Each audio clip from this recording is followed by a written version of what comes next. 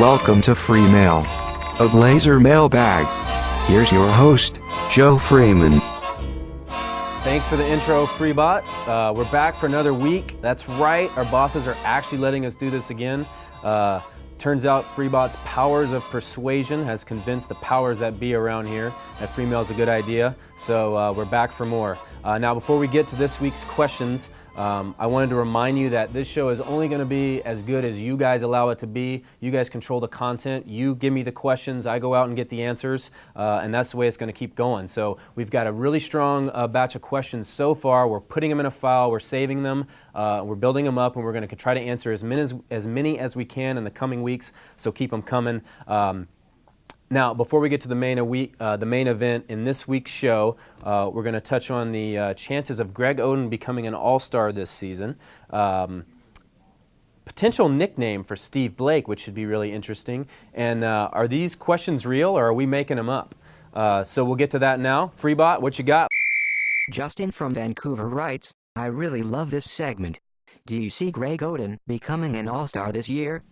Thanks for the question, Justin. It is the million-dollar question. It is asked a lot by a lot of different people.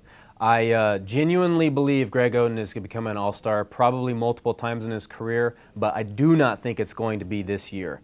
The season started, you kind of thought Shaquille O'Neal goes to another conference. He goes over to the East. Maybe that opens the door for Greg Oden to step into and become an All-Star starter. But he's simply not the most accomplished center on the ballot this year. Amari Stoudemire is included on the center ballot this year. Andrew Bynum, who came into the league with Oden, and they are often going to be compared about down the road, is having a better season than Oden right now. Even Nene in Denver is having a better season. If you look at the statistics, we can go to Stat Machine on this. They'll break down, and you'll see clearly that these guys' statistics at the time of this taping were far superior to Oden's. Oden's averaging 9.5 points, 8.5 rebounds, and he does rank 5th in the league with 2.4 blocks a game. But compared to these other guys, even a Chris Kaman is averaging 21.5 points, 8.5 rebounds, and 1.5 assists. So if you go strictly by statistics, even a Kaman from the Clippers would get more consideration than Oden would. Stoudemire is averaging 9.5 and almost 8 rebounds a game. Nene's at 14.2 and almost 9 rebounds a game and almost 2.5 assists. So, Oden has shown incredible flashes of all-star potential. He's carried the Blazers during some stretches of some games this season. And I believe he's going to have some monster games the rest of the year between now and April. However, at this point in his career, he's a little too inconsistent. He gets in too much foul trouble too often, and there's just simply more deserving players out there. So down the road, yes. This year, not so much. Robbie from Eugene writes, what were Brandon and LaMarcus's first big purchases after signing their big contract extensions? Good question, Robbie. I know I would have bought something, but to my great surprise, neither Brandon or LaMarcus made any significant purchases after they signed their contract extensions. One thing to keep in mind is that extension will not kick in until next year, so they're still on their rookie contracts technically. The one thing that was kind of purchased, you can kind of say Brandon Roy bought a house, but he did so, he bought a house in the Portland area, but he did so before he signed the extension. So he didn't really count that. They both said, look, I don't really have anything I want to buy. I've got everything I need. Brandon said, look, at this stage, you just kind of get the money and you put it in the bank.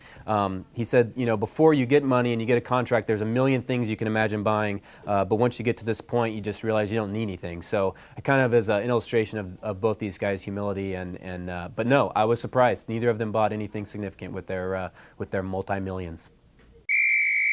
Brian from Portland writes, my buddies and I have taken to calling Steve Blake the White Mamba.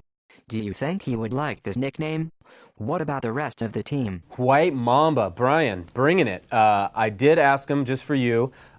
First went to Blake. He chuckled and laughed as soon as I told him. He kind of said, I don't really know how to react to that, but whatever y'all want to call him is cool, he said. Not a really nickname guy his whole life. He said he's never really had any nicknames. In fact, in college, people just called him Steve Blake, both names, not just Steve, not just Blake. But talking to around the guys around the locker room, it seems like the nickname has a chance. It was a little mixed. Oden kind of crinkled his face and like, White Mamba, nah, I just call him Steve.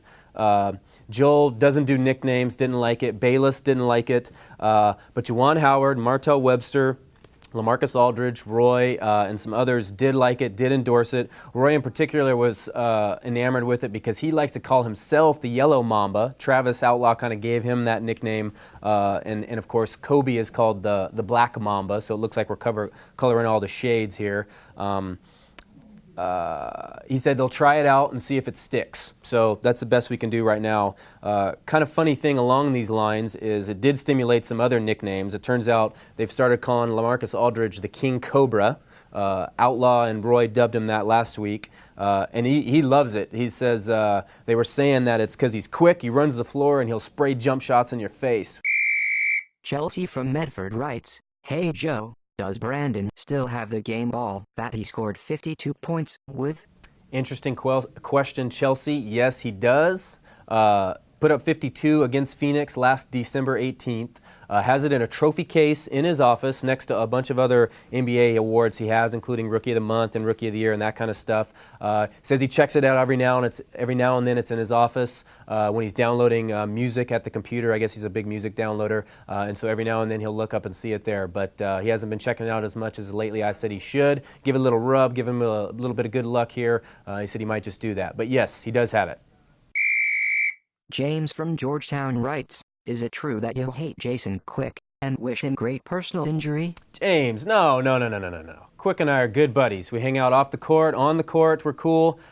Just about the only time I really want to punch him, however, early mornings. I'm not a morning guy. He is a morning sunshine. So when we're in some random city, Oklahoma City or whatever on the road, and he strolls into the lobby at 4:30 in the morning and I'm hating life and he's giddy and laughing, that's about the only time I really want to punch him.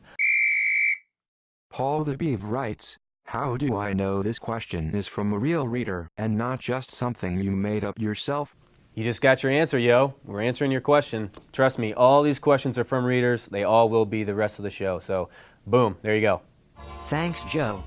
Free mail definitely needs some work, but your good looks and human emotions should carry us for now. Take us out. Thanks, Freebot, and thank you guys for checking us out. That's free mail for this week. Come back next week. Like I said, we're going to try to answer 5 questions a week. So get your questions in. Anything you have that you'd like to find the answers to, give us a shout, and we'll get out there and try to find it for you. Special thanks to Freebot, the one-of-a-kind do-it-all producer, and we'll see you next week.